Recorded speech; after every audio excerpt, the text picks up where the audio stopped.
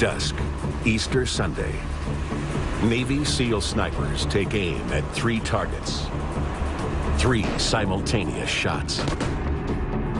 And a sudden end to the 96-hour standoff that shocked the world. A hijacked ship, Somali pirates, and a captain held at gunpoint. Now, for the first time, the story you haven't heard. Stunning new footage of the actual rescue as it played out on the high seas. The unsung heroes. I heard over the PA that pirates are aboard the ship. I thought it was very possible that Captain Phillips could have been shot. Is this saying what I'm going to do? Now, see it through their eyes. Several of us wanted to kill him immediately, including me.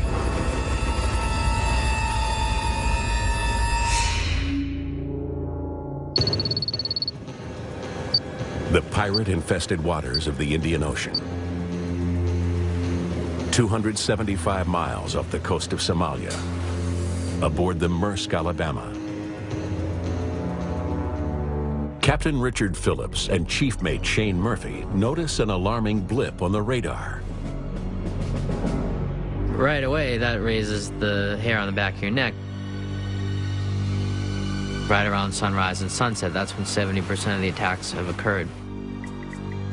I caught a flash on the radar of just a tiny blip. I went to the bridge wings to try and see it visually, and I still couldn't see it. Then, on the horizon, we were able to finally spot it visually, and it was tough to make out. It was just as the sun's coming up, the lighting's not so good. the pirates are coming on fast. Of course, all we can see is a boat. Even with binoculars, you can't focus on who's in it, what's in it. He's bouncing, he's hitting waves. The vessel was closing fast, very fast, faster than anything we've ever seen in that area in the last couple years. In seconds, the pirate boat is nearing the danger zone. All captains set a perimeter out there. When a vessel gets within that, we take action, and they'd cross that magical line, and he sounded the general alarm to bring everybody to their piracy station.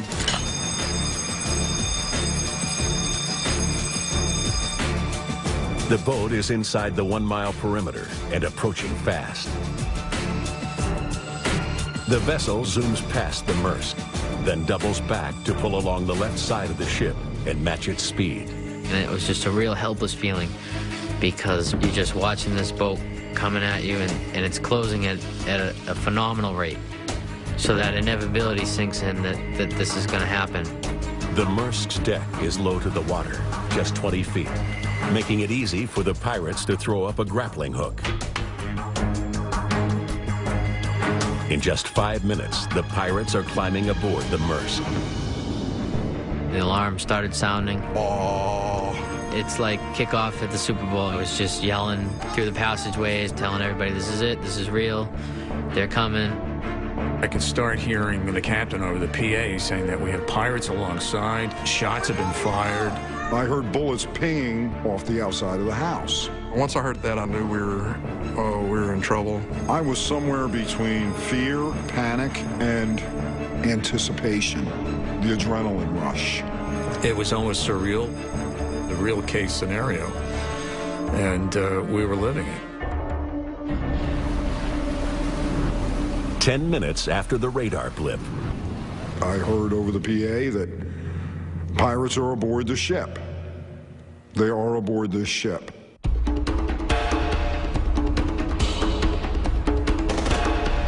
Two pirates are now on the main deck, spraying bullets wildly into the air.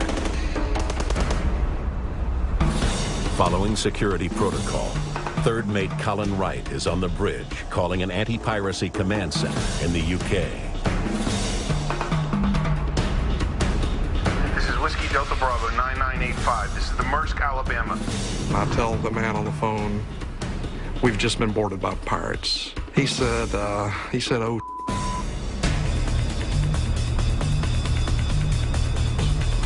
Seconds later, a sailor's worst nightmare. Ladies and the ship!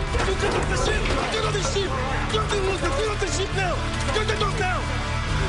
Right.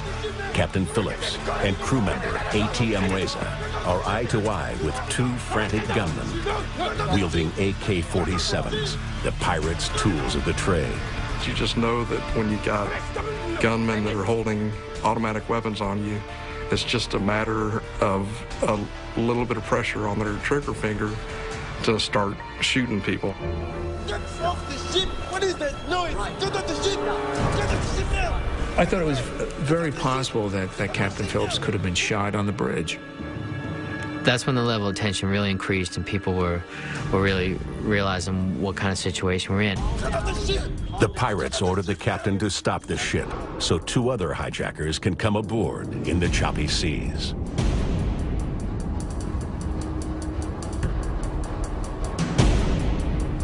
With 4 pirates now aboard, their first order of business is finding out where the Maersk is from. Captain Phillips told them it's a USA vessel, and once they found out it was a US flag vessel, they all celebrated. They were so excited to find out that they had gotten a USA ship. Each American life means an even bigger payday. They've hit the lottery. The next order was to bring the entire crew to the bridge. Call your crew. Bring your crew here now. He wants everybody here now. And he says, if that doesn't happen, boom. He said, my friend wants to start shooting. And he's told the captain, you've got 2 minutes to have the crew. This is the captain. I need all crew on the bridge. I need all crew on the bridge immediately. Do you understand? But the crew doesn't come.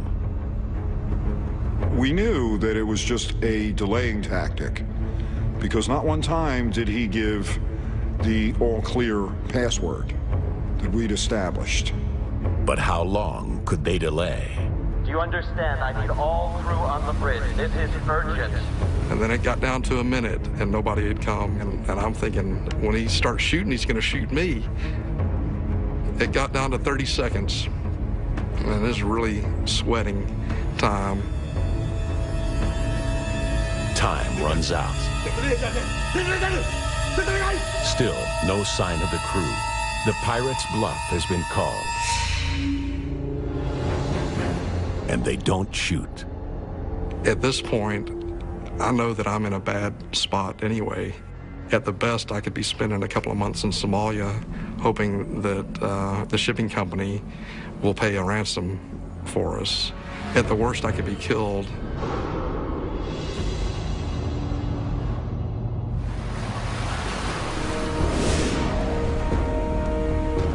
500 miles to the east, the destroyer USS Bainbridge gets a simple yet puzzling command. Turn around and head east as fast as possible.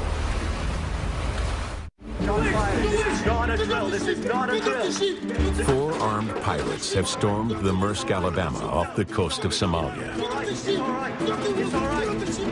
They hold Captain Richard Phillips and 2 crew members at gunpoint on the bridge.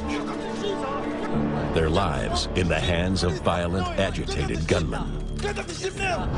But the remaining crew put a plan in place.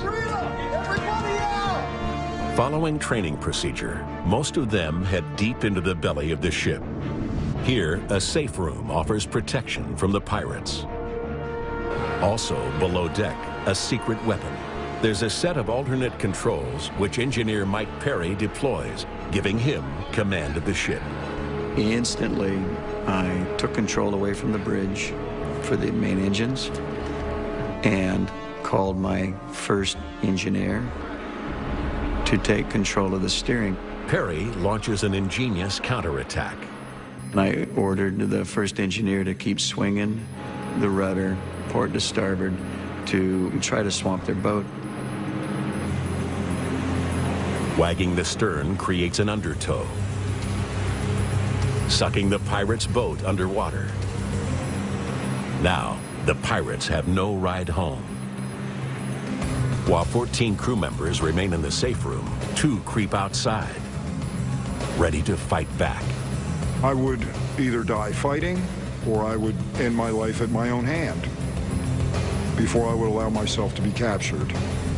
Shane Murphy is perched inside the crane control room with a bird's eye view of the bridge and the pirates. You know, I've always tried to be a man of action. I've always tried to have a plan, and immediately started to enact that plan. In the engine room, Chief Engineer Mike Perry stays at the controls. To win this battle, he needs to confuse the enemy. So I turned the whole ship black. I wasn't going to sink the ship, but I was not going to let them be able to use it in any way. We never surrendered the control of the ship.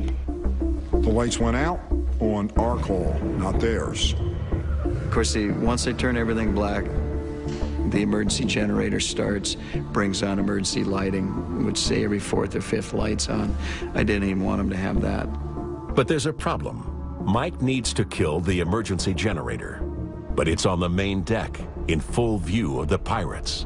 In my mentality, these people are gunmen. They will kill somebody, but I had to sneak along the side of the ship and knock out the emergency generator.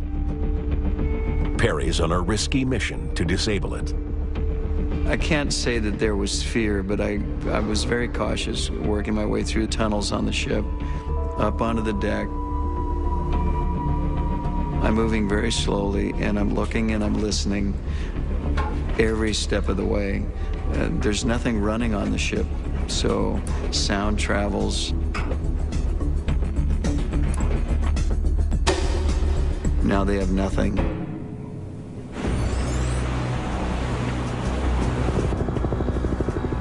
The pirate assault on the Maersk was no isolated event. Since January 2008, over 150 vessels have been hijacked, and up to $150 million in ransom paid. Nearly all activity was centered here, in the Gulf of Aden, off the north coast of Somalia. Each year, almost $1 trillion worth of goods sails by this destitute third world nation. Out here, it's the Wild West, ruled by rival warlords and guerrillas who turn young men raised in a lawless land into hardened, gun-toting mercenaries, eager for riches. Once aboard a boat, a pirate has a 1 in 3 chance of getting out alive with cash. Often, millions of dollars in ransom are literally parachuted in. One drop totaled a record $3 million. To combat the piracy, a 20-nation task force guards the sea lanes north of the Somali coast. On the eve of the Maersk hijacking, Rear Admiral Terrence McKnight was in charge. They decided to go after small vessels first, and then they figured out, well, if we can get small vessels, let's go try bigger vessels. And the ransoms are being paid, and these people, I mean, they're just saying, hey, I can get $1,000 being a pirate, I'll give it a try. The task force guards the seaways, but they can't be everywhere. And in April 2009, the pirates shift their operations below the Horn of Africa in the Indian Ocean, attacking ships almost 500 miles from the protection of the task force. And here they capture the Maersk. On receiving the distress call, the Navy springs into action, but the odds are stacked against them. We didn't know the condition of the captain. We didn't know the number of pirates. We didn't know about any of the condition of the crew. We knew where it was located. We knew where the closest ship was that we could put onto it. And that's about it. The military's secret weapon is on the way. The Navy SEALs. As soon as the event took place, they started preparations. These were pirates. These were bad guys. And you need trigger pullers. The U.S. Navy used the best tool in the toolbox. That tool is the Navy SEALs. The Navy has to cover 300 miles of ocean. And the crew deep in the belly of the Maersk is in danger. There's no comfort, no ventilation, no water, no air conditioning, no nothing. We're sitting on the equator and baking. The lights were out and there was no ventilation, and it was extremely hot. About 125 degrees. We're just trying to stay alive. It's a dead ship. So it's heating up. And we're starting to feel like we're dying. The crew is running out of options. And for some, it's time for more radical action.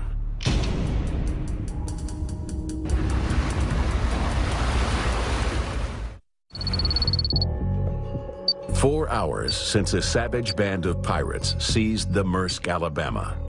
The ship is dead, its power cut by the crew. Captain Richard Phillips and 2 other crew members are held hostage on the bridge.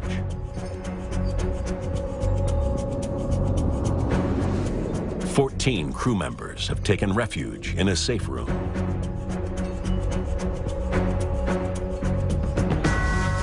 Chief Engineer Mike Perry hides out in the engine room, listening over the radio to what's happening to Captain Phillips. He's in danger, and I can tell he's in danger. And just by the tone in people's voices. Mike wants no part of being a hostage. It's time to fight back. That's when I realized we can't sit out there and bake in the sun waiting for a day or two for somebody to come and get us. I need to move and go someplace else and start freeing people. Mike heads toward the one place he knows the pirates must pass if they come below deck. A perfect place to ambush an unsuspecting enemy, as long as he can get there first. And it was pitch black. I mean, not a photon of light. But already below deck, one of the pirates is searching for the missing crew. With him, he's brought crew member ATM Reza as a guide.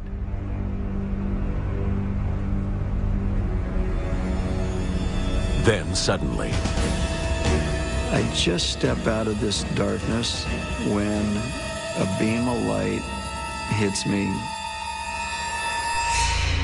It was the pirate, and I turn around and zip down, and this guy is coming, screaming, yelling. I run down to my intersection, around a 90-degree corner, turn around, knife in hand, ready to spring. He's getting closer, and I see his face just coming past the corner. And I lunged up at him.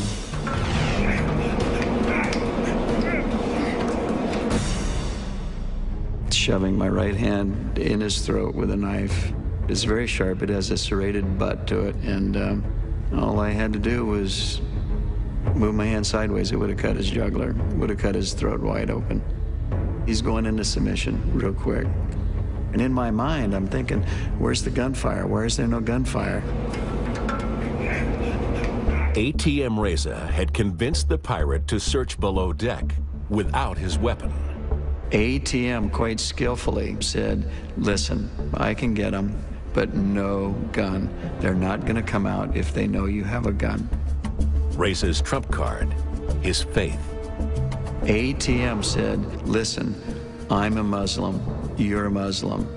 I will help you do this, but no gun. So there was no gun when they came in the engine room. Wasn't that fortunate? Now 300 miles away, steaming at 30 knots toward the Maersk, Alabama, is the destroyer USS Bainbridge. The Bainbridge was the closest ship asset that was available, and it was many hundreds of miles away. They are 14 hours away from the Alabama and still uncertain about the status of the crew or the pirates. The Navy must come up with a fast plan. Who can we get there the fastest? We can get a P-3 aircraft there. That's the one that we can get there as fast as we can. They'll try to get as much detail as they possibly can. They'll pass it back to headquarters, and then that starts the wheels moving for other assets that we have to move out there. Among those other assets, a team of Navy SEALs.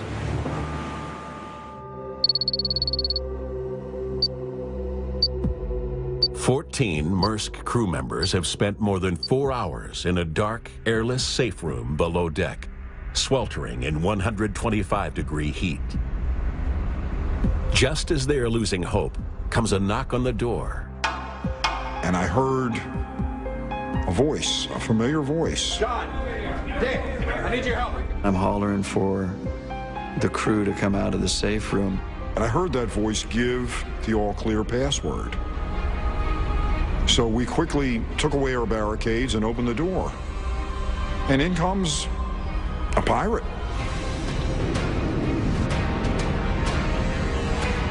Then I knew that we were still in control of that ship. We had one of their guys. I grabbed my radio and I hollered over the radio, called out to let the captain and everybody know. I just said, one down. Several of us wanted to kill him immediately, including me. But at the same point, we could use this man as a chip in our dealings with him in possible hostage negotiations. So he was preserved on that account. We didn't want him dead. We didn't want him damaged. We just wanted him. The men of the Maersk have a hostage to bargain with, but will that be enough to save their captain's life?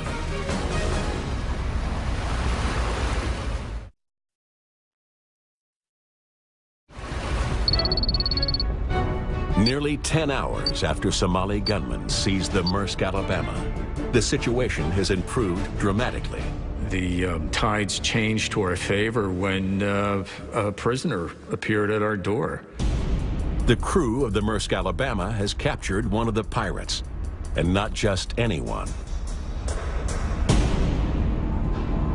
We found out that he was the leader of the group, and right then and there, we had a chip. And a problem. On the bridge, the remaining pirates are trigger-happy and highly agitated. And now frustration sets in. They came on with a plan, and now their plan has been disrupted. And we're all wondering, what's their plan? And we're thinking, let's give them one. And that plan is an exit strategy for them to get off the vessel. Captain Phillips takes advantage of their desperation. I think Captain Phillips was able to suggest to them an exit strategy that they find to their advantage. The plan: exchange Captain Phillips for the captured pirate down below and let the gunman take a lifeboat for a clean getaway. The pirates take the deal. It involved restoring limited electrical power so that we could operate the boat winch. Restoring power would not be easy and calls for every available crew member to help. But most of these men are barely alive. These people are in severe heat stress. In a heat stress mode, your brain shuts down. You can't think logically, you can't move, and this is a very dangerous situation. Every one of them should have been put in a hospital. Captain Phillips' fate lies in the hands of these men, if they can muster the strength. But Mike Perry fears the crew risks further injury, even death. I'm very concerned, but I can't stop. We have to make this work. And I have to order these people to go to work. And one by one, every one of them stood up, asked me to repeat, had to explain to them what needed to be done. And they walked up the ladder and they went and did it. And it was amazing to me.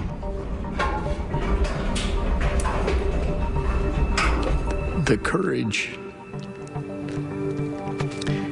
I mean, they were all in danger, and they went and did it. We just had this feeling of relief that it was still our ship, that we had not given up. The crew restores power to the Maersk, Alabama. It was like we got a sudden shot of adrenaline, and we were able to shake off whatever coma we thought we were in and start to get the plant going. Before the pirates leave the ship, Chief Mate Shane Murphy snaps 3 incredible photographs from the upper deck. These are the only known images of them ever taken. Then suddenly, the plan begins to unravel. The pirates lure Captain Phillips onto the lifeboat. I said, well, where's the captain? And he goes, he's on the boat, showing the pirates how to operate the boat. The pirates have the captain at gunpoint before the crew can figure out what happened. It's too late. The hatch closes. Now they had their man back, as well as our man. The hostage swap has gone bad. So they motored away into the darkness, and it was just so surreal. And I thought, okay, how are we going to get him back now? If there was the worst moment on the ship, that was it. Their captain is gone, prisoner aboard the lifeboat. And that lifeboat is headed towards Somalia.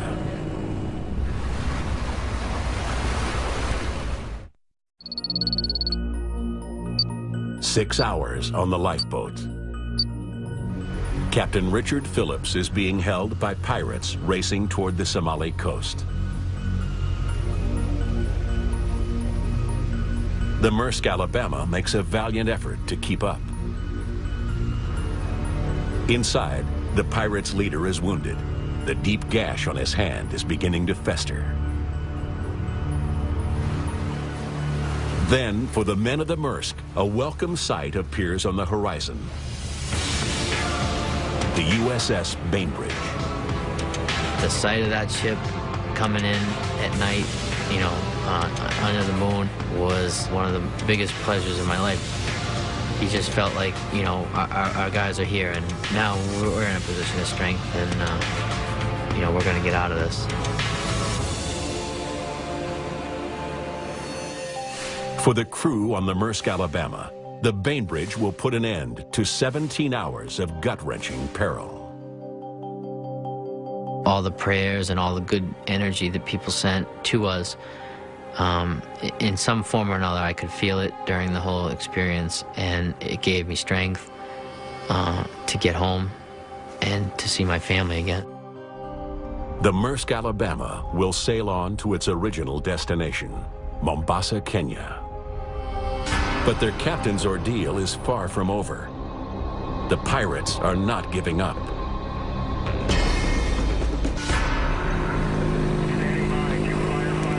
And here, for the first time, actual footage from the Navy of the lifeboat as it pushes toward the Somali coast. See 2 people in the airport. It is 240 miles from shore, and the Navy knows what is at stake. Then we start working what we need to do to get the safe return of the captain. And part of that is to prevent the lifeboat itself from ever reaching Somalia. If we let Captain Phillips get ashore, then they could hide this person any place. You know, we would have to send additional, you know, forces in there.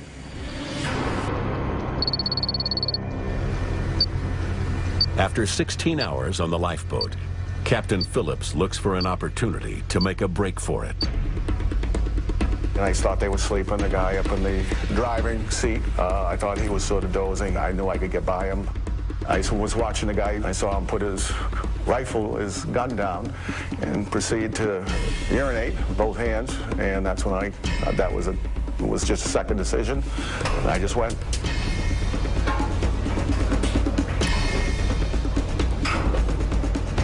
I dove in the water.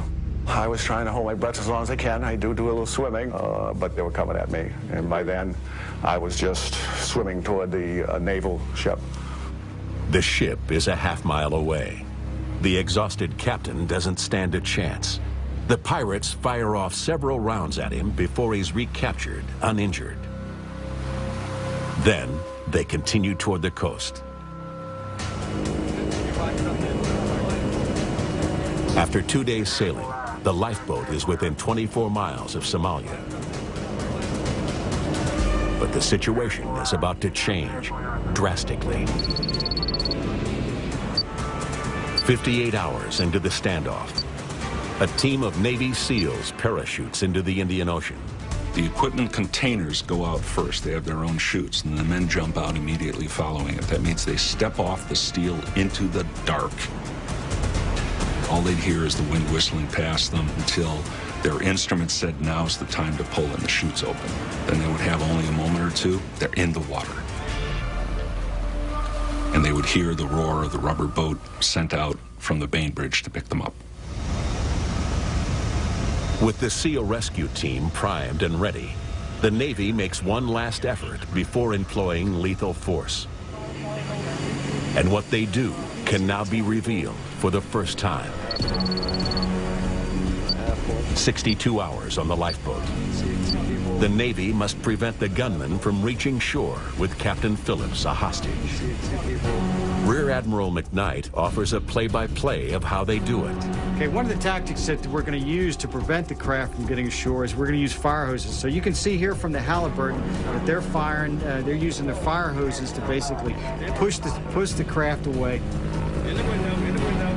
And when the fire hoses aren't enough, the Navy resorts to another tool in its arsenal, a Seahawk helicopter. Okay, here we have a situation where we've got the helicopter coming in to do a blocking maneuver. Now, if you've never been in a helicopter, this is very loud and it's a very aggressive.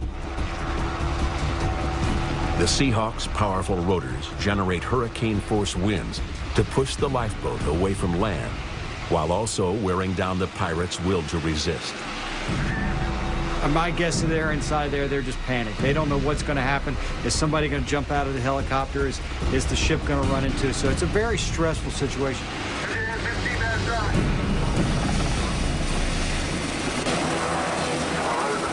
The Navy steps up their game. They then use the 15,000-ton USS Halliburton to block the lifeboat's efforts to reach shore. 15 knots. Yeah, 15 knots.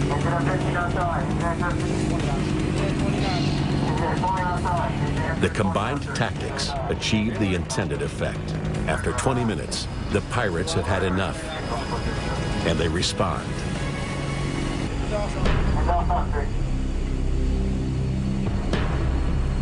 The pirates were very agitated. The on-scene commander got very concerned. Suddenly, the front hatch opens.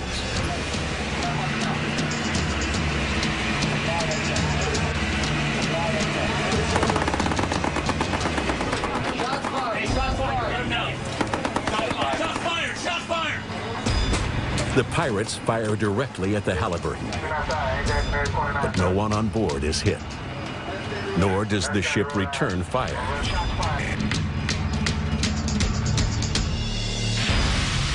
Yet. Easter Sunday, 83 hours on the lifeboat. It's running out of fuel. And the pirates are running out of options. They send a message to the Bainbridge requesting food and water. This is the opening the Navy's trained hostage negotiators are looking for. At that particular point, you can work into the hostage negotiation process from a position of strength. The captain needs water. We're concerned about his welfare, so we're going to give him water. And it also allows you the opportunity to collect information, collect intelligence. In giving the pirates what they want, the Navy SEALs hope to get in return the intelligence they need to do their job. 83 hours on the lifeboat. The Navy delivers food and water to the pirates and their hostage, Captain Richard Phillips. Then suddenly, a surprising request. The lead pirate wants to come aboard the USS Bainbridge. He's injured. He was getting infected, and we can't give him the medical care that he needs, so he decided to come over, and we gave him the medical care. That provides a great opportunity. That splits them apart. That gives us a pretty good upper hand on the hostage negotiation process. But it also creates uncertainty in the 3 remaining pirates. They look out. He's on the deck of the Bainbridge, and he's drinking water, and that's a much better life than being cooped up in that little tiny rowboat. Once aboard the Bainbridge, the pirate receives medical attention and begins to talk. He says they're running out of khat, an amphetamine-like drug prevalent in the region that helps relieve seasickness. And they also face another, bigger problem. The lifeboat is out of gas. Without fuel, the pirates can't make it to Somalia. Without khat, they're getting seasick. The Navy shifts its strategy and makes an offer. Now that they've run out of fuel, they just don't want to drift. So in a mutual agreement, we'll say, okay, we will provide you tow and security. So we, basically try to take them under tow. 94 hours on the lifeboat. The deal made, the winch from the Bainbridge attaches to the lifeboat. The pirates think they're going to Somalia. The Navy has other plans. We're able to winch this thing in and control it, where it moves, where it goes in the water. So that is a major success. That success allows the Navy to set a trap.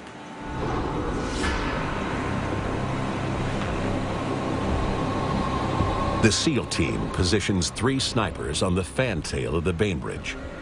Unknown to the pirates, the winch begins to pull the lifeboat closer to the ship. Towing the boat allows them to control the situation even more. Closer gives them more precision of shot placement, and they'll only hit the armed pirates, not the captain they're trying to rescue. The pirates have no idea they're just 75 feet from the Bainbridge. No idea they're close enough for a sniper to get a clean shot. Negotiations deteriorate. Seasick and agitated, the pirates grow more aggressive. One of the pirates was holding an AK-47 at the back of the captain. The on-scene commander got very concerned and thought that the captain's life was in imminent danger. Fingers on the trigger, the SEAL snipers await the moment when they can shoot. The guidance that we received through that whole-of-government approach was the president's guidance and authorities that if we felt that at any point that the captain's life was in imminent danger and they had the ability to disable the pirates, then they had the authorities to do that.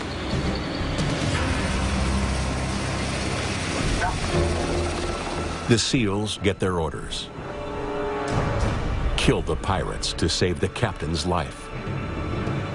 The SEALs must choreograph simultaneous shots to take down the 3 pirates without killing the captain. They're perched aboard a ship moving in the ocean.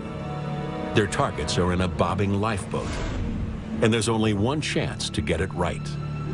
For a sniper, the ultimate stopping shot is the cranial cavity, the headshot. It does no good if they shoot the pirates and the guy can still pull the trigger while he's wounded. Captain Phillips has done his job. He stayed in the same spot on the lifeboat for the entire 4 days. The SEALs can avoid harming him. The snipers lock onto the heads of 2 pirates in the cab window, but they're unsure of the 3rd pirate's position. The 3rd sniper waits for a visual. Once he gets it, they can all fire. This is what they train for. If those snipers don't feel they can hit the target, they won't pull the trigger. Seasick, the 3rd pirate pokes his head out of the lifeboat window. The 3rd SEAL communicates. Target acquired.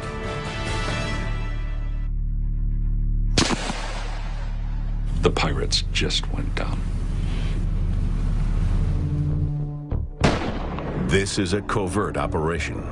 Only the snipers know the exact position of the pirates at this moment. They fire in perfect synchronization. The 96-hour lifeboat ordeal ends that quickly.